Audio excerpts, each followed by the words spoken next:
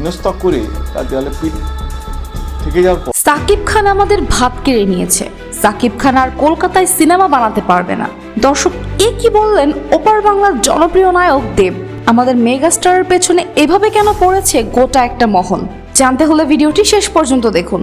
দর্শক, সাকিব খান যিনি একজন গ্লোবাল স্টার, আর তাতেই যত সমস্যা একদল মানুষের।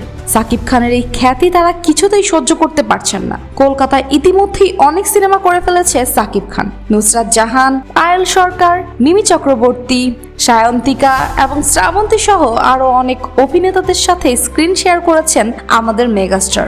আর সবকটা সিনেমাই সুপারহিট ক্রেডিট পেয়েছে। কিন্তু এককালের জনপ্রিয় অভিনেতারা যেমন দেব কিছুতেই আগের সেই খ্যাতি নিয়ে কামব্যাক করতে পারছে না। যেখানে আমাদের সুপারস্টার সাকিব খান এই বয়সেও কিওর 16-এর ভাইব দিয়ে দাপিয়ে বেড়াচ্ছেন গোটা ইন্ডাস্ট্রি। তাই অনেকেই বলছেন সাকিব খান দেব ও জিতের ভাত কেড়ে নিয়েছে। তো দর্শক, আপনাদের কাছে কি মনে হয় তা অবশ্যই কমেন্টে জানাবেন এবং আমাদের চ্যানেলটি সাবস্ক্রাইব করতে ভুলবেন না।